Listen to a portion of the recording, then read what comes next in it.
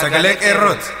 Sagaleen qeerroo torbaanitti guyyaa 3 diddaa uummata Oromoo fi saboota cunqurfamoo impaayera biyyattii mara akkasumas shira mootummaa abbaa irree wayyaanee kan gabaasu. Kun sagalee qeerrooti. Akkam jirtu dhaggeeffattoota kabajamoo jaallatamoo sagalee qeerroo. Kun raadiyoo sagalee qeerroo kallattiin Oromiyaa irraa isiniif darbudha. Dhaggeeffattoota keenya qophii keenya irraa keessatti jalqaba oduu isinii dhiyeessina. Oduutti aansuun dhimma baandii artistoota Oromoo wajjin walqabate jaal keenya hariiroo jirgoo dhiyeessu tokko qabna. Amma kallattumaan gara hangafoota oduutti isin dabarsa. An Gurmuu Seenaati. Godina Booranaa aanaa Moyaalee keessatti hidhaa mootummaa wayyaanee jabeesse ilaalchisuun ilmaan Oromoo diddaa jabaa gaggeessuu irratti argamu. Magaala Dirree Dawaa keessatti miseensonni OPDO yookiin ADO mormii jabaa kaasanii jiran. Hojjettoonni warshaa biiraa Baddallee kaampaanii Heeniken irratti mormii kaasan kan jedhan hangafoota oduuti. Babal'ina oduuf jaal hariiroo jirgu.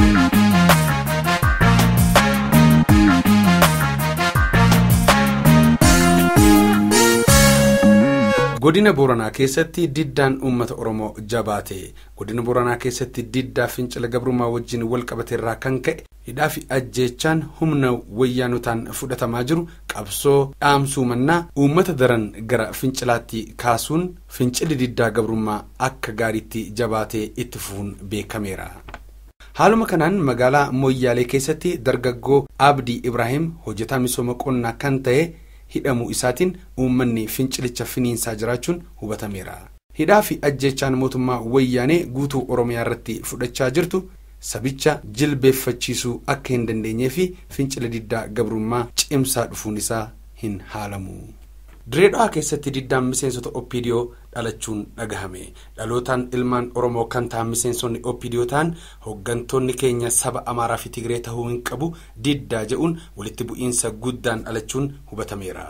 Sababa kanaan hoggantoota dhimma nageenyaa je'amanii fi bulchiinsaa jidduutti walitti bu'iinsi hammaachaa dhufuun beekameera. Waldhabdee kanaan hogganaa dhimma siyaasaa Dirree Dhawaa obbo Abrahaam Adoolaa wayyaaneen shakkamee bakka kanaa gara Adaamaatti akka jijjiiramu taasifamuun inni yaadatama. Gama biraatiin hojjettoonni warshaa biiraa Baddallee mormii kaasanii. Hojjettoonni warshichaa dhalootaan Oromoo ta'an dhaabbatichi weellisaa leellisaa farra Oromoo kan ta'e Teedii Afroo konsertii isaa sponsor gochuusaa wajjin wal qabate dhaabbaticha irraa gochaa akkasitti akka hin hirmaanne wabii barbaanna jechuun mormii isaanii hammeessaniiru. Mormii jabaa warshaa biiraa Baddallee irratti ilmaan Oromoo idil addunyaa irraa isa qunnameen Oromoonni keessaa fi alaa mormii cimaa kaasuun dhaabbatichi konserticha sponsor gochuu isaa akka dhaabee fi weellistoonni Oromoo deebii warraaqsaa kennuun isaanii yaadannoo dhihooti.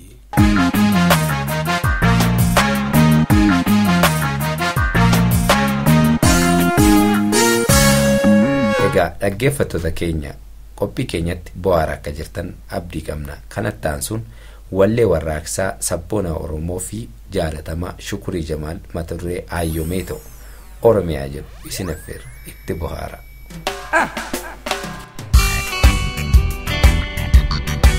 Dhagay.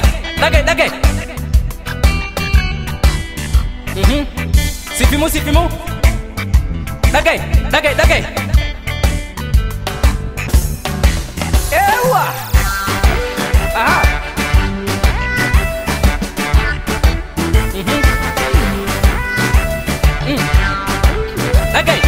Dhagay. Oromummaan barbiga kiyyaay. Oromiyaan barbiya tiyyaay. Oromummaan barbiga kiyyaay. Oromiyaan barbiya tiyyaay. Oromiyaa.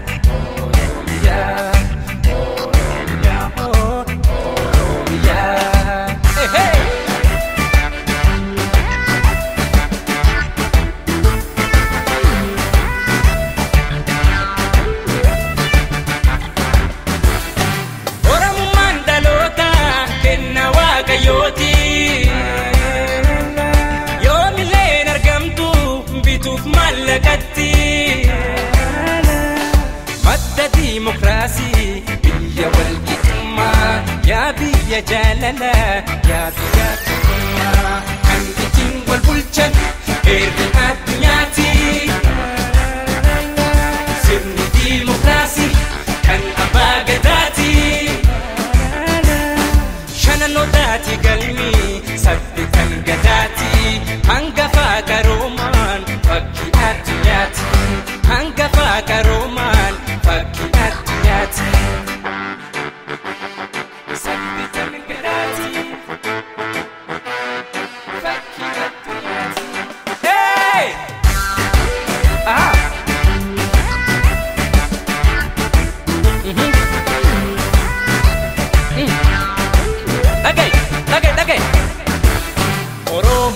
Bertiga kiai, Oromian berbia tiai,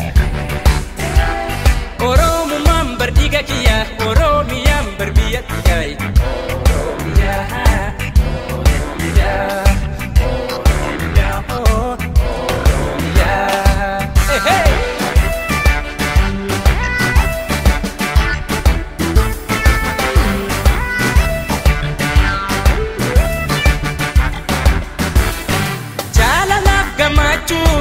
Sikesati hamarku Tokkummaan ilmaan kee yommuu haadagaagu Oromiyaa biyya too yaatanii abdadhu siiniin kabajama lalisii sabboonaan dhugaadha kan sabaafatootu sababii maallaqan gurguruuf yaadu so jirtu jibba maaltu fide hangardaa wal gootuun bu'a maal fide hangardaa wal jibbuun bu'a maal fide ana ayyamitu ana ayyamitu ana ayyamitu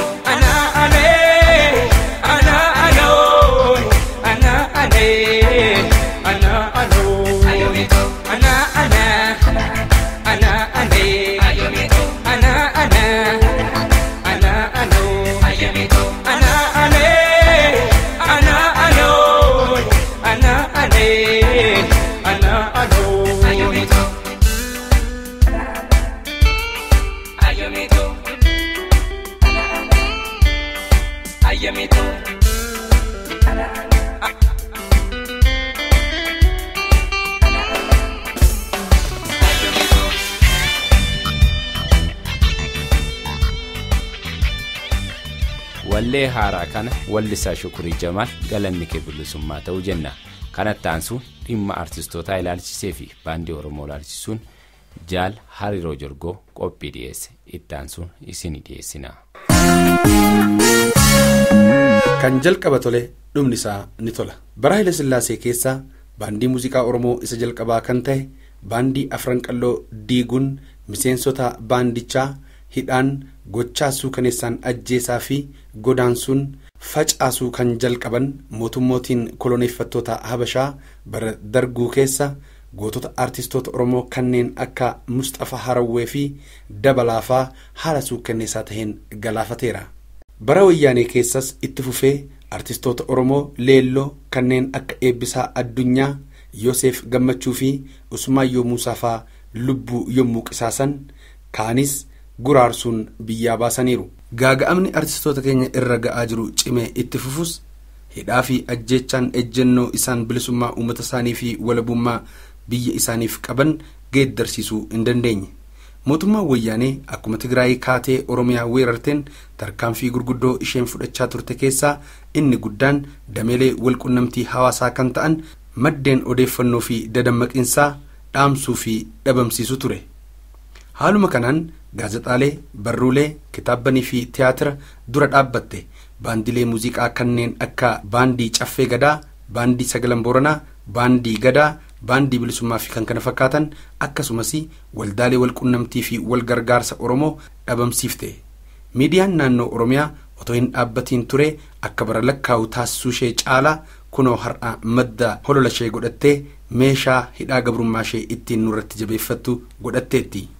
shiraa fi ukkaamsaa wayyaanotaaf kan harka hin kennine artistoonni Oromoo ammoo biyya keessaa fi biyya alaan bifa qindaa'ee fi dhuunfaanis fincila diddaa gabrummaa finiinsuun sagalee uummata isaanii dhageessisuu fi guddina afaan Oromoof carraaquu hifatanii hin beekan.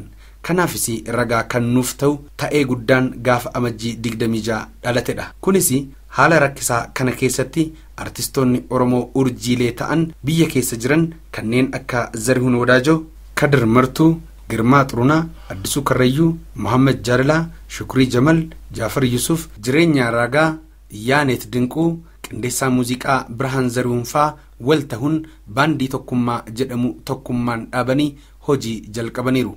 Baandichi artistoota jaalatamoo fi muuxannoo kuufataniin guutamuusaa caalaa injineroota, barsiisota yuunivarsiitii fi kan biroos ogeessota hogbarruu fiilmii fi diraamaalee of keessatti hammateera. Hundaa'uun baandii kanaa dhukkubbii mataa kan itti ta'e mootummaan wayyaanee fi ilmaan nafxeenyoota baandicha dhabamsiisuuf gamanumaa tarkaanfii ciccimaa kan isaanitti fakkaate hundaa fudhachaa jiru.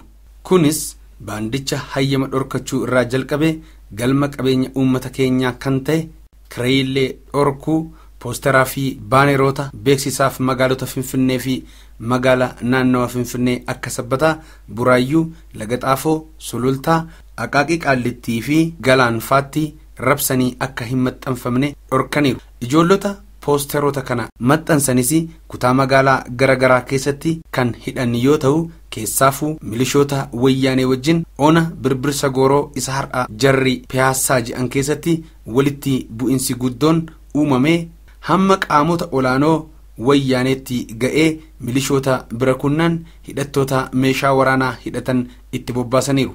Hunda caalaa immoo kutaa magaalaa Kolfee Qaraaniyoo keessatti hojjettoota baandichaa kan ta'an Sorsaa Lammii fi Barsiisaa Ifaa Gammachuu otoo konkolaataan naannahanii guyyaa fi bakka konsertichaa beeksisaa jiranii konkolaataa isaanii dhaabsisuun hojichi akka hin gaggeeffamne jara lamaan kana shofeera isaanii dabalatee meeshaa ittiin hojjetan to'annoo jala oolchaniiru. Gochaan poolisota wayyaanotaa kan isaan aarse poolisoonni dhalootaan Oromootaan kutaa magaalichaa keessa jiran wayyaanota wajjin walitti bu'uun maaliif yoo afaan biraatiin magaalaa Finfinnee keessatti beeksisan to'annoo hin gootan jedhanii komii isaanii ibsanii hamma qawwee walitti luqqifachuutti gahanii jiru. Haalli kun tas hammaatee lolli ka'uuf jennaan komaandarri wayyaanee ol'aanaan Hayilamaariyaam jedhamu waamamee hidhaarraa akka gadi lakkifaman gochuun dubbicha tasgabbeessuuf yaalaniiru. Kanaan kan hin dhaabbanne wayyaanonnii fi leellistoonni ilmaan nafxeenyaa boorumtii konsertichi gaggeeffamu galgala mana isaatti deemuun weellisaa Shukrii Jamaal irratti yaalii ajjeechaa irratti raawwatanillee hiriyyoota isaatti bilbilee dargaggoonni konkolaataa lamaan dhaqanii lubbuusaa oolchuu danda'aniiru. Walumaa galatti sakaallaa fi danqaa kana hunda keessa hulluuquun baandiin tokkummaa sanbata guddaa konsertiisaa isa jalqabaa konsertii Hoodaa jedhamu uummataaf dhiheessuu danda'eera. Poosteriin akka hin maxxanfamne dhorkamus konkolaataan akka hin beeksifamne dura dhaabbatanis uummanni intarneetiin dhagahe walii daddabarsuun hamma yaadameetii ol konserticha irratti hirmaateera. Keessaafuu barattoonni yuunivarsiitiilee magaalaa Finfinnee keessatti argaman hedduun xiiqiin itti dhagahamuun baandicha cinaa dhaabbachuun kan konserticha milkeessan yoo ta'u, uummanni konserticha irratti hirmaate erga waldaan Maccaa fi Tuulamaa mootummaa wayyaaneen diigamee booda carraan akkasii kan saba Oromoo walitti fidu konsertiin argamee hin beeku jechuun wal hammatee yeroo boo'u argameera. Konsertichi itti fufinsaa akka qabaatus koree qopheessituutti imaanaa kennataniiru. Ofiif ammoo akka baandicha cinaa dhaabbatanii konsertichi itti fufinsaa akka qabaatus koree qopheessituutti imaanaa kennataniiru. Ofiif ammoo akka baandicha cinaa dhaabbatanii wa'aadaa galaniiru. Konsertichi gama hundaanuu dhugumaan akkuma maqaasaa konsertii Hoodaa ta'ee kan dabre yoo ta'u, uummanni jaalalaa fi deeggarsasaa bifa garagaraan agarsiisaa tureera. Kunis abbaan qabeenyaa sabboonaan Oromoo tokko suuraa Jeneraal Taaddasaa Birruu fi Neelsen Mandeellaa kan yeroo Mandeellaan Oromiyaa dhufee Jeneraalticha Oromoorraa leenjii waraanaa fudhate waliin ka'an caalbaasiin dhiyaatee qarshii 15,000 bituun dhaabbatichaaf gargaarsa godheera. Nutis gama keenyaan baandichi jabaatee daran godinootaa fi aanota Oromiyaa dhaqqabuun uummata keenya dheebuu baasuu qaba jecha uummanni Oromoo kan keessaa fi alaas hundi dirmannaa barbaachisaa ta'e haa goonuu jenna. Akkasumas gara fuula duraa sochii baandichaas karaa agabaasota keenyaa hordofnee isiniif galaalchuuf irbuu galla. Abbaan sossa'u ambi sosso'a akkuma jedhan ufumaa jabaannee yoo sossoone malee guddina afaan Oromoo wayyaanotarraa eeguun titisarraa damma eeguudha waan ta'eef ciminni calaqqisaa jiru kun daran jabaatee lafa haa qabatu jenna. Biddeena nama quubsu eelee irratti beeku kan jalqaba tole dhumni isaa ni tolaan warra keenyaas kanuma.